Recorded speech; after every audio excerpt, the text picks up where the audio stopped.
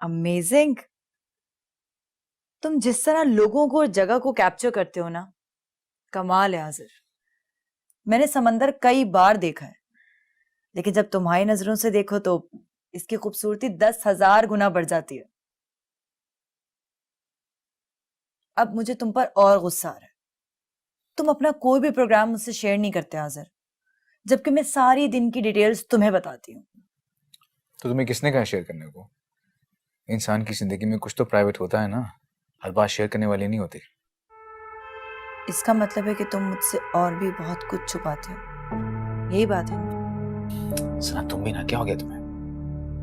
मेरी जिंदगी में काम के अलावा और कुछ भी नहीं है, तुम ये बात जानती हो।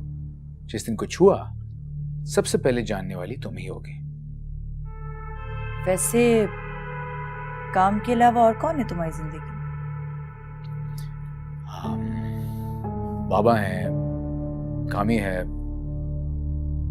और मैं? हाँ ऑफ कोर्स तुम भी। अच्छा, ज्यादा खुश होने की जरूरत नहीं है। यूं किसी राह चलते के कह देने से नौकरियां नहीं मिल जाती हैं। और फिर कैसा ऑफिस है, क्या काम है? मैं किसी अजनबी जगह पे तुम्हें नहीं भेज सकती। बिल्कुल ठीक कह रही है मीमिना। भला एंटरटेनमेंट कंपनी में तुम्हारा क्या काम? मुझे तो लगता है कि उन्होंने ऐसी मरवतन बुला ली है, तुम जाओगी ना तो वो तुम्हें मना कर देंगे। छोड़ो, मत जाना। तुम तो चुप ही रहो। कभी तुम्हारे मुंह से कोई अच्छी बात निकली है? बिल्कुल नैयर आंटी बनती जा रही है अम्मी ये तो। मामू, मैं कल जरूर जाऊंगी। मुझे पूरा यकीन है मेरा काम बन जाएगा। जरूर जाओ, कोशिश करने में क्या हर्ज।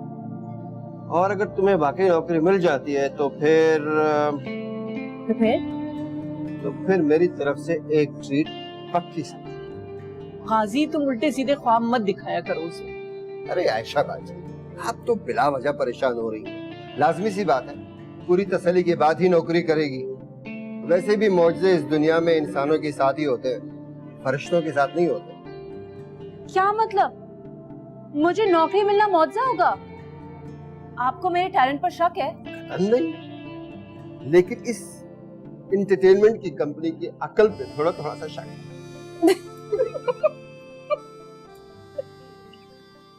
रूमी, इन दोनों में से कौन सा बेहतर है? ये वाला ड्रेस पहन लूं कल? वैसे बुरा तो नहीं है, लेकिन अच्छा है कि कोई ब्राइट कलर पहनो और थोड़ा सा मॉडर्न भी। पता है मिनाल, आजकल लोग ड्रेसिंग पे भी जज करते हैं। कह तो तुम सही रही हो, लेकिन पता है वो साहब बड़े मुख्तलिफ से लग रहे थे। लग रहा था उन्हें तो खुद अच्छे कपड़ों की जरूरत है। बहुत ही रफ हो लिया था। अरे ये भी एक स्टाइल होता है, उनके रफनेस में भी ना बहुत महंगे ब्रांड के कपड़े होंगे। हो सकता है। तो फिर मैं क्या पहनूं?